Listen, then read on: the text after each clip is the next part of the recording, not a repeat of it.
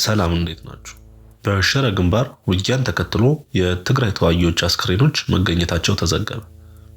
በኢትዮጵያ ብሔራዊ መከላከያ ሰራዊትና በትግራይ ኃይሎች መካከል ቅዳሜ ዕለት በሽረ ግንባር በተካሄደው ደም አፋሳሽ ግጭት የተገደሉ የትግራይ ተዋጊዎች አስክሬኖች መገኘታቸውን ገለልተኛ ምንጮች አረጋግጠዋል።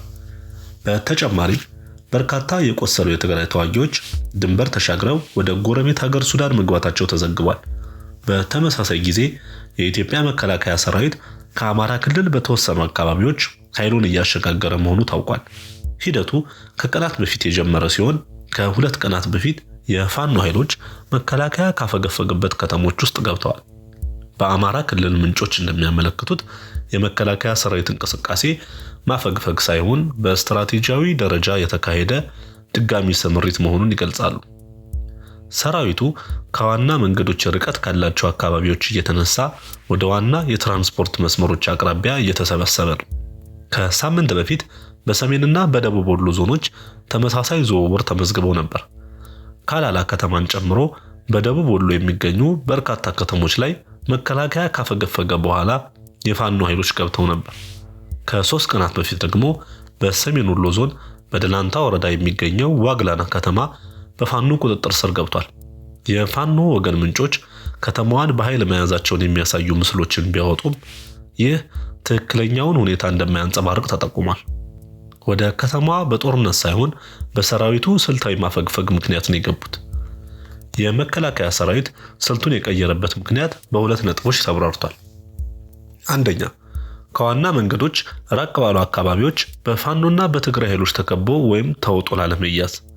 ሁለተኛ፣ የአቅርቦት መስመሮችን ለማስቀጠል ኃይልን በተወሰኑ ስትራቴጂያዊ ቦታዎች ላይ ለማሰባሰብ ነው። ይህ ስልት ከሳምንት በፊት ተግባራዊ የተደረገ ቢሆንም ከዚያን ጊዜ ጀምሮ የትግራይ ኃይሎች ወይም ቲዲኤፍ የድሮን አጠቃቀም አቅም መረጋገጡ ውሳኔውን አጠናክሮታል። ትንተናው ይህ አዲስ የጦር ሜዳ ሁኔታ የመከላከያ ሰራዊት ነባር ስልቶች ላይ ክለሳ እንደሚያስፈልገው ያመለክታል። በሽረ ግንባር የተከሰተው ግጭትና ኪሳራዎች። ቅዳሜ ዕለት የኢትዮጵያ መከላከያ ሰራዊት በኢትዮጵያ ሱዳን ወሰን አቅራቢያ በሚገኙ የትግራይ ወታደራዊ ካምፖች ላይ ቅድመ መከላከል ጥቃት ከፍቷል። በተካሄደው ከ15 ሰዓት በላይ በዘለቀ ግጭት መከላከያ ሰራዊት በሰው በኃይልና በከባድ የጦር መሳሪያዎች ወይም ታንኮችና መድፎች ላይ ከፍተኛ ጉዳት እንደደረሰበት ይታወሳል። ጉዳቱም በትግራይ ወገን ትክክለኛ የድሮን ጥቃቶች የተከሰተ ነው። የትግራይ ኃይሎችም በበኩላቸው በሰው ኃይል ላይ ኪሳራ እንደደረሰባቸው ተመልክቷል። ይህም ኃይል በዋናነት በቀላል የጦር መሳሪያዎች የታጠቀና የመድፍ ወይም ጸረ ድሮን የአየር መከላከያ ስርዓቶችም ያልነበሩትም።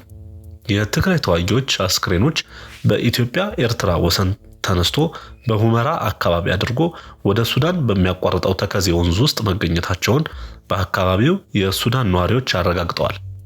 አንድ የአረበኛ ቋንቋ የዜና ምንጭ የሱዳን ነዋሪዎችን ጠቅሶ 15 አስክሬኖችን መገኘታቸውን ዘግቧል። በተጨማሪም ቁጥራቸው ያልታወቀ የቆሰሉ የትግራይ ተዋጊዎች ወደ ትግራይ በቀጥታ ለመመለስ ባለመቻላቸው ወደ ሱዳን ተሻግረው በስደተኞች ካምፕ ውስጥ ሕክምና ሲደረግላቸው ተስተውሏል። ከዚያም አንዳንዶቹ ወደ ድንበር አካባቢ ወደሚገኙ የቲዲኤፍ ካምፖች ተመልሰዋል። የሱዳን የውስጥ ጉዳይ ሚኒስተር በኢትዮጵያና ሱዳን ወሰን ላይ በሚገኙ የትግራይ ስደተኞች ካምፖች ላይ ተተኳሽ ማረፉን አረጋግጦ በዚህም ምክንያት ሞትና ጉዳት መድረሱን ገልጿል። እነዚህ ስደተኞች ከ2020 ወይም ከ2013 ዓ.ም በሰሜን ኢትዮጵያ ጦርነት ወቅት ከትግራይ ወደ ሱዳን የተሰደዱ ሲሆኑ ባለፉት 6 ዓመታት በካምፖች ውስጥ ቆይተዋል። ጉዳቱ የተከሰተው በተኩስ ልውውጥ መካከል እንደሆነ ተጠቁሟል። ማጠቃለያ፣ ትንተናዎች እንደሚያመለክቱት የመከላከያ ሰራዊት በዚህ ግጭት የበለጠ ኪሳራ ደርሶበታል ተብሎ ቢገመትም የትግራይ ወገንም ኪሳራ እንዳልቀረለት ተረጋግጧል። የቆሰሉትና የሞቱት የመከላከያ ሰራዊት አባላት ወደ ሁመራና ጎንደር ሆስፒታሎች እንዲሁም በአውሮፕላን ወደ አዲስ አበባ መዛወራቸው ተመልክቷል። ለእንደዚህ አይነትና ሌሎች ፈጣንና ትኩስ መረጃዎች ላይክ፣ ፎሎ እና ሼር ማድረግ እንዳይረሳ። ሐሳባችሁንም በኮሜንት አካፍሉ።